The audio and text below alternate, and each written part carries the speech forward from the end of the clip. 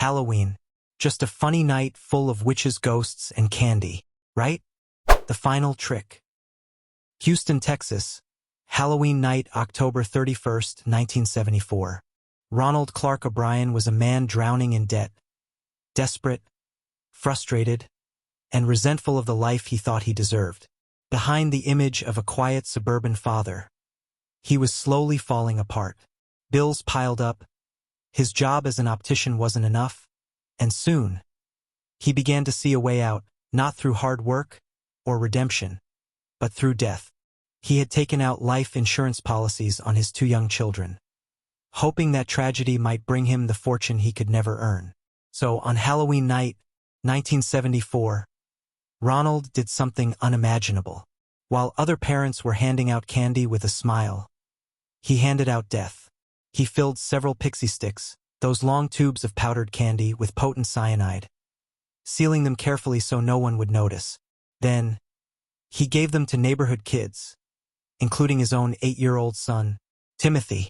Later that evening, Timothy begged his father for just one more piece of candy before bed. Ronald chose the pixie sticks. Within minutes of tasting it, Timothy began vomiting, shaking, and convulsing. He died on the way to the hospital, poisoned by his own father. For other children had been given the same tainted candy, but by sheer luck, none of them ate it. When police uncovered Ronald's plan, the truth horrified the nation. He had tried to disguise his son's murder as a random act of Halloween evil, hoping the blame would fall on a mysterious madman. But it wasn't a stranger. It was him. Ronald Clark O'Brien was arrested, convicted, and executed in 1984. His motive, greed, deception, and cold-blooded revenge against life itself. To this day, he's remembered as the Candy Man, the man who turned the sweetest night of the year into pure horror. The Curse of Fond du Lac. Fond du Lac, Wisconsin, October 31st, 1973. It was just another Halloween night for 9-year-old Lisa and French.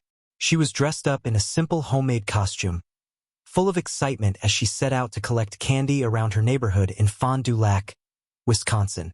The streets were filled with laughter, glowing pumpkins on every porch, and the echo of children's voices carried by the autumn wind.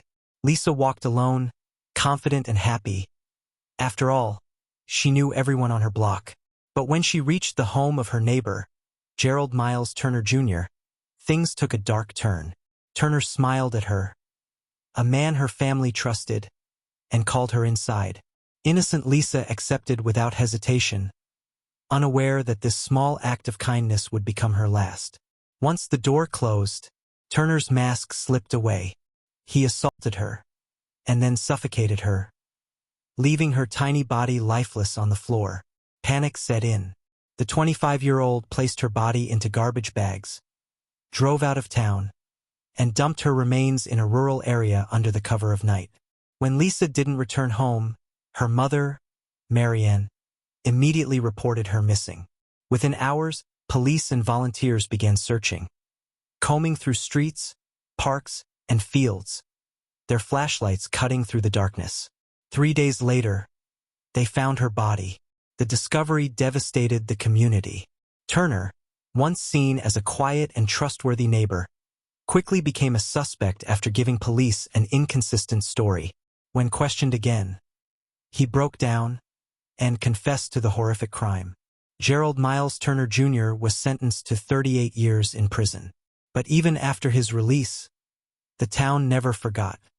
He remained a registered sexual predator, and every Halloween since, Fond du Lac remembers the little girl whose innocence was stolen by the man next door. The Halloween that silenced a city. Oil City, Pennsylvania, October 27, 1992. Shauna Howe was an 11-year-old girl that lived in a community that organized a small event before the 31st. She attended the party without hesitation but never returned home. Witnesses saw a car pull up, and a man grabbed Shauna off the street. It was later revealed that Eldred Ted Walker and brothers James and Timothy O'Brien had planned to kidnap a child as part of a Halloween prank that spiraled into something monstrous. Shauna was taken to a remote house where she was sexually assaulted and held captive for nearly 2 days. Then, the men threw her off a 30-foot bridge into a dry creek bed. She died from blunt force trauma on impact. Her body was found after 2 days. For years, the case went cold. DNA testing at the time was primitive. It wasn't until 2002, a full 10 years later, that new forensic testing matched DNA on Shauna's clothing to the O'Brien brothers. Eldred Walker cooperated with authorities and testified against them in exchange for a lighter sentence. In 2004, James and Timothy O'Brien were convicted of first- and second-degree murder, kidnapping, and sexual assault, both sentenced to life imprisonment without parole. Oil City was forever changed. The community was so traumatized that Halloween trick-or-treating was banned for 16 years.